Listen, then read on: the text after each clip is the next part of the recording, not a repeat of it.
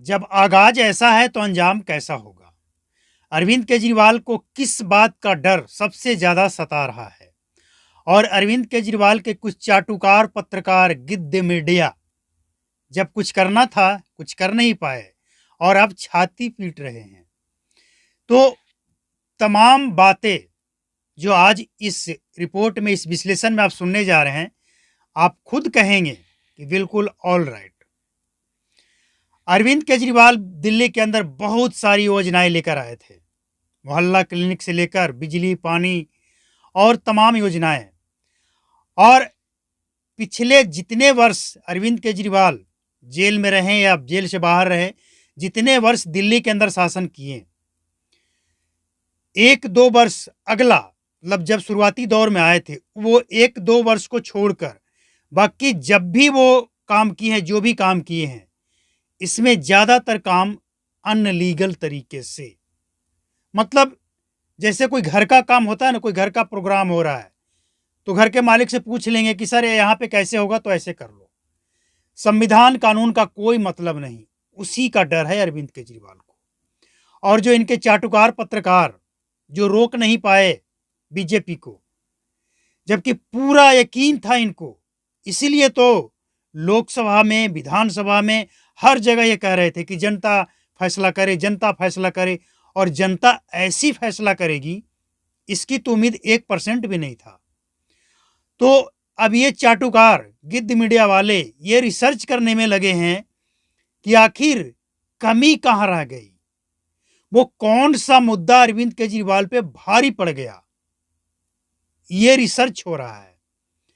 और जो एक्शन देखने को मिला दिल्ली के नए सीएम रेखा गुप्ता के मंत्रिमंडल का, तो इसीलिए कहा जा रहा है कि जब आगाज ऐसा है तो अंजाम कैसा होगा। इनके जितने भी चाटुकार हैं वो समझ नहीं पा रहे हैं कि आखिर आगे होने वाला क्या है। शीश महल में नहीं रहेंगे, यानी उसके पीछे जो भी झोल झाल है उसको भी बाहर निकालेंगे।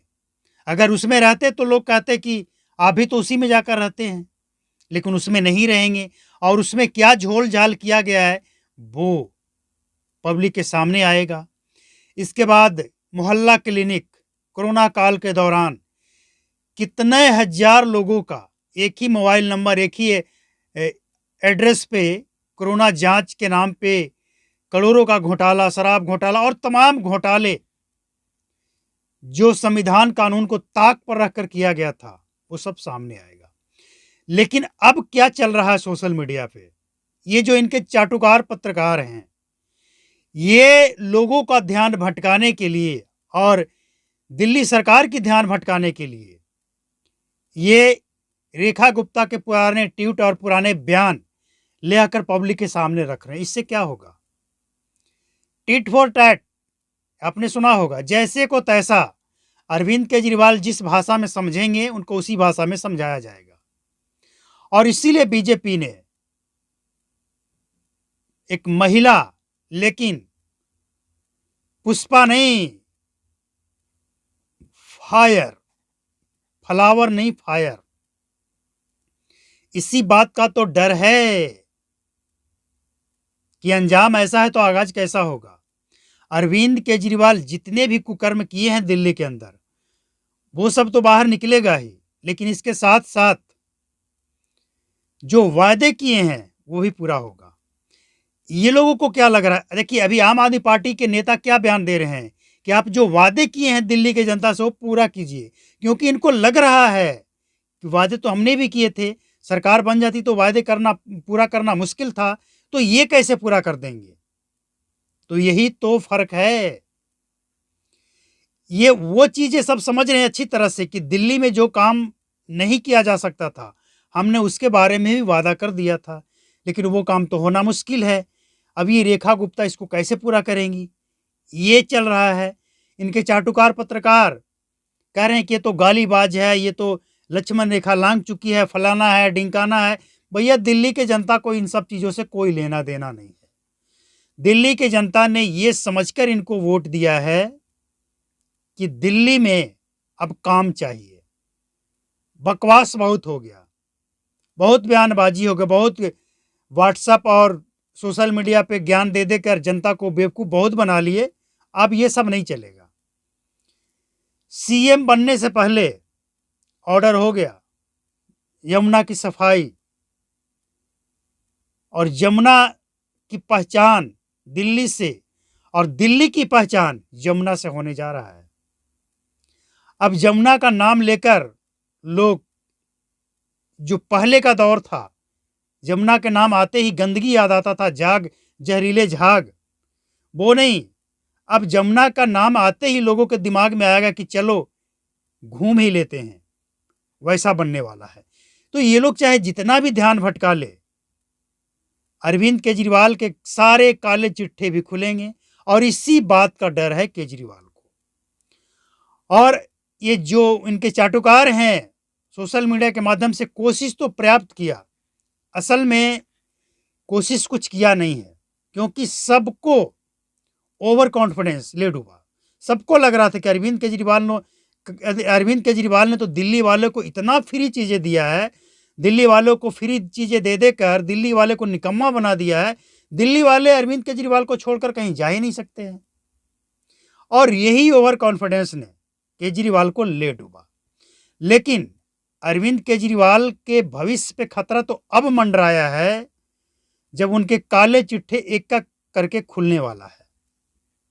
देखते जाइए, इस वीडियो में बताई गई एक एक चीज, चाहे वो फ्री जल हो, बिजली हो, मोहल्ला क्लिनिक हो, शराब का घोटाला हो, या जो भी घोटाला अरविंद केजरीवाल ने किए हो जो अभी सामने नहीं आया हो, सब सामने आएगा।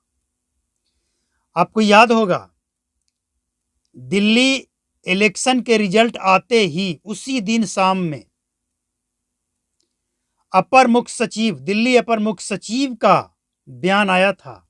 बयान नहीं बल्कि आदेश आया था कि दिल्ली के अंदर जितने भी सचिवालय के अंदर जितने भी फाइल्स हैं, कंप्यूटर में, लैपटॉप में, टैबलेट में, मोबाइल में, या फिर गोदरेज में जितने भी फाइल हैं, जितने भी उसमें डेटा हैं, वो सब के सब सील कर दिए जाएं, कोई छेड़छाड़ नहीं करे। मतलब स्पष्ट है कि गड़बड़ तो है, और गड़बड़ बहुत ज़्यादा है। और इसी बात का अरविंद केजरीवाल को डर है। ये समझते थे, आपको याद होगा ना, इनका बयान चैलेंज करते थे कि मोदी जी इस जन्म तो में तो आप हमको दिल्ली में आम आदमी पार्टी को हरा नहीं सकते हैं। ल दिल्ली की जनता ने औकात दिखा दिया।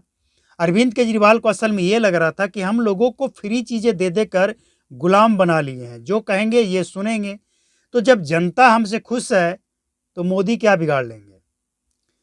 लेकिन केजरीवाल जिस चीज़ को हल्के में लिए, दिल्ली के जनता ने उसे गंभीरता से लिया, और इसीलिए दिल्ली की जनता ने अरविंद केजरीवाल को उठाकर ऐसा पटखनी मारा कि पानी भी नहीं मांग पाए, चिताने पड़े रह गए। लेकिन अब सवाल ये है कि अरविंद केजरीवाल का अब होगा क्या, क्योंकि अब तो वो ना तो विपक्ष में खड़े हो सकते हैं और ना कुछ कर पाएंगे। वैसे भी उनके ऊपर जो केस चल रहा है, उस केस में अब और तेजी से जांच होगी, मुश्किल में फंसेंगे। तो जो पार्टी का सर्वोसर्वा है, कर्ता धर्ता सब कुछ है, वही पार्टी का नेता जब अपना वोट नहीं संभाल पाया, अपने लोगों को नहीं संभाल पाया, अपना इलेक्शन नहीं निकाल पाया, वो क्या कर सकता है? सवाल तो है। और ये चाटुकार अब चाहे जितना चूं चूं चूं चूं कर लें, गिद्ध मीडिया वाले, अब चाहे जितना भी बीजेपी के अंदर, बीजेपी के नेताओं के अंदर कमियां ढूंढते रहें, लेकिन अब पछताए होत क्या जब चिड़िया चुग गई खेत। अब तो दिल्ली के जनता ने सत्ता सौंप दिया है, अब 5 साल बस चू चू कर लो, और कुछ कर नहीं पाओगे। और चू चू भी इसलिए कर रहे हो कि ये लोकतंत्र है, और सनातन के खिलाफ बोलो या बीजेपी के खिलाफ बोलो, बदले में कोई जवाब नहीं देता है। लोग समझते हैं कि चलो छोड़ो हटाओ, हाथी चले बाजार, कुत्ता भौंके हजार। हमें जो करना है वो करेंगे, ये भौंकने वाले हैं, इनको भौंकने दो। तो इन तमाम बातों से यह स्पष्ट होता है कि गड़बड़ कुछ नहीं, बहुत कुछ है, और इसी का खतरा केजरीवाल के ऊपर मंडरा रहा है।